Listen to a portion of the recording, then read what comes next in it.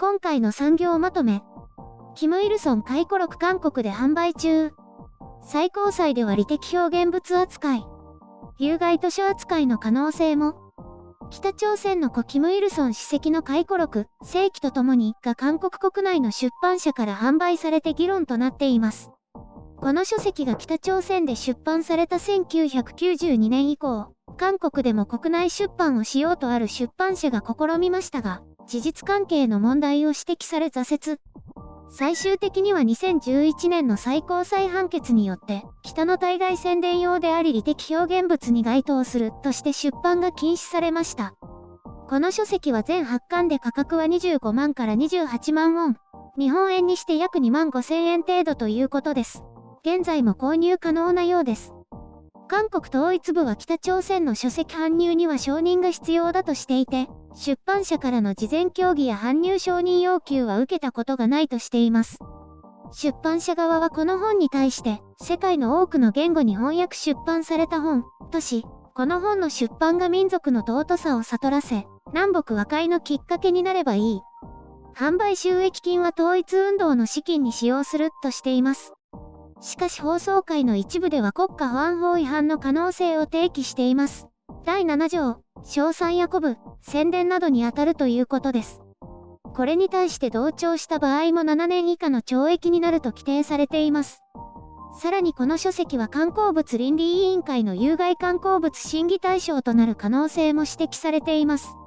理由としては自由民主主義体制を全面否定し、体制転覆活動を鼓舞または扇動して国家の安全や公共秩序を明確に害するからということです。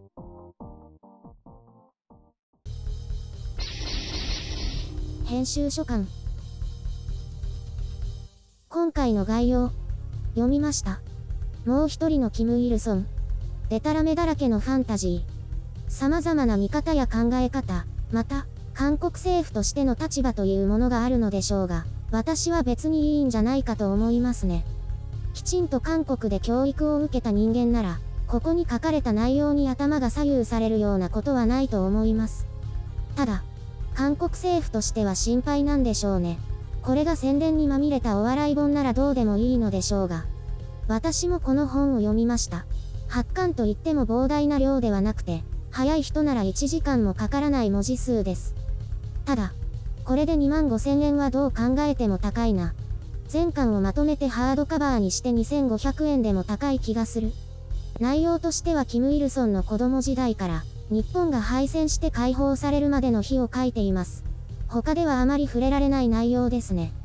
後ろの3冊はキム・イルソン死後に編纂されたものだとか言われているようですね。メディアなどによると、至るところに誤りや誇張が散見され、史実に全く一致していないと思われる点が多く見られるとか。歴史問題に敏感な韓国にとってはそうした一つ一つが気に食わないようですね。老人の曖昧な記憶だからいいじゃない。自称元慰安婦の人たちだってめちゃくちゃ曖昧な記憶だらけなのに裁判で証言として認められるんだから。所詮キム・イルソン目線で、北朝鮮人民が読むことを念頭に書かれているので様々な脚色や歪曲、誇張が含まれているようです。私も読み進める中で、利的行為だとか自由民主主義体制全否定以外で、韓国政府にとって様々な不都合が含まれていると感じました。ここに描かれたキム・イルソンはまだ強大な権力を持った独裁者ではなく、朝鮮独立の夢を追いかけた一人の青年でしかないわけです。言うなればまだ人間なんですよね。こうした姿を韓国人に見せたくないというのが政府のお偉いさん方の考えなのでしょうか。韓国は日韓併合時に朝鮮独立のために戦った人たちを独立闘士などと言って称えていますが、これを見る限りではキム・イルソンもその中に含まれますね。後の共産化や独裁化を否定したとしても、この時点では一回の独立闘士。本当に真面目に活動していたかどうかは別として、彼は常に独立のために心血を注いでいるということになっています。最終的に共産化か民主化で分かれただけで。あと、上海臨時政府でしたっけ？これを現政権は正当な韓国の始まりとしていますが、ここに参加していた人たちが北側に行ってるんですよね。そうしたら北側も一応正当な流れにあるってことになるのかな？知らないけど、どうするんだろう。そこが嫌なのかな？キム・イルソンの目線から見ているので、自分たちの周り以外は全部ダメな奴らみたいに書いてあります。もちろん日本は敵でしかありませんが、ロシア、ソビエト、コミンテルン、清朝、分裂状態だった中国、朝鮮王朝、全部ゴミ扱いです。一応韓国の歴史では大韓帝国とか旧朝鮮王朝は源流だしまともだったのに日本がぐちゃぐちゃにしたみたいに教えてるのかな。なのに朝鮮王朝と大韓帝国をメタメタに批判して、大国の時代主義に流され続けた主体性のない売国度みたいに言っているわけです。そいつらのせいで朝鮮はこんなありさまだととにかくほとんど全員をボロクソに批判していて、ひょっとしたらこれが韓国政府の譲れないところなのかな。まあ、共産党国家にありがちな、自分は100点、あとは0点みたいな感じですね。まあああいう人たちは常にそんな感じだしね。結局のところ、こんな本、笑いの種でしかありません。相変わらず日本軍には連戦連勝していますが、実際の歴史は微塵も動かなかったよね。日本、中共、韓国のいずれの記録とも全く整合性が取れていない完全に宙に浮いた内容らしい。笑っちゃうね。その他韓国で指摘されているのは中国人と朝鮮人の差別問題をキム・イルソンが解決したという記述。文献には彼の名前は一つも出てこないとか。読み物としては面白いので、暇で興味がある人はぜひどうぞ。まあ、史実ベースのファンタジー歴史小説と思えばそこそこの読み物です。両親がクリスチャンだったとか名前変えたとか知らなかったよ。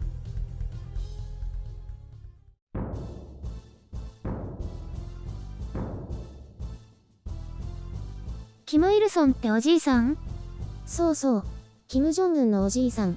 あの人のコスプレしてるんだよ。白雪さんは生きてるの見たことないよね。テレビの何かで見たことあるけど、ちょこっとね。私もリアルタイムでは見たことないんだよね。物心ついた時はまだ生きてたはずだけど。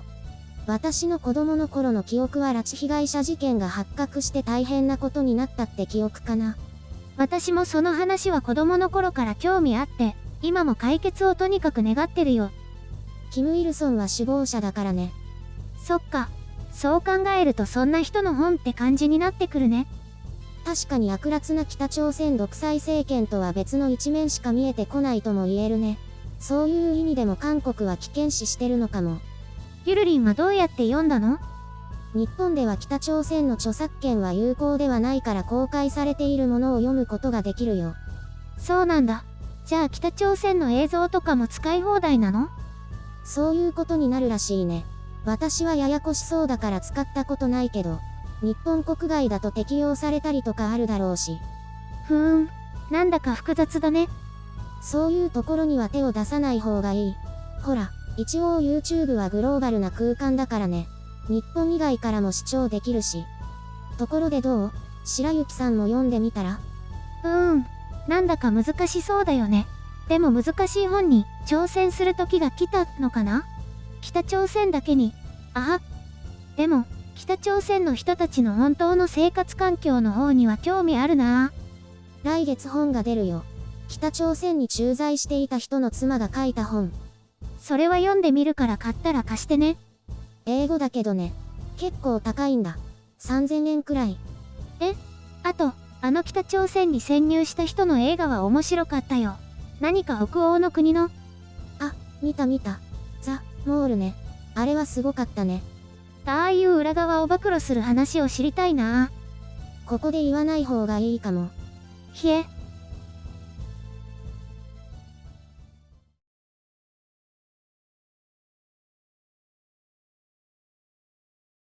ノンフィクションの小説とか映画はやっぱりすごいよね。私、本は基本的にノンフィクションしか読まないの。ドラマはそうはいかないけどね。なんだろう。フィクションだとこんなのありえないって思えるけど、ノンフィクションだとこんなこともあるのって思っちゃうよね。事実は小説よりもきなりってことだね。基本的に小説は実際に起こった出来事から発想を得ていることが多いからね。それで、20年以上前の事件なんだけど、桶川ストーカー殺人事件っていうノンフィクションの本を読んだんだ。一人の週刊誌記者がね、殺された女の子のお友達から、犯人はこの人なんだ。捕まえてくれって言われて、執念で犯人を探し当てるの。おまけに警察の怠慢と闇を暴露したんだよ。その記者が書いた本だからものすごくリアルで恐ろしかったよ。読んでて手に汗かいて小説がバリバリになったよ。桶川ってどこ？埼玉県だよ。何か似たような話なかったっけ？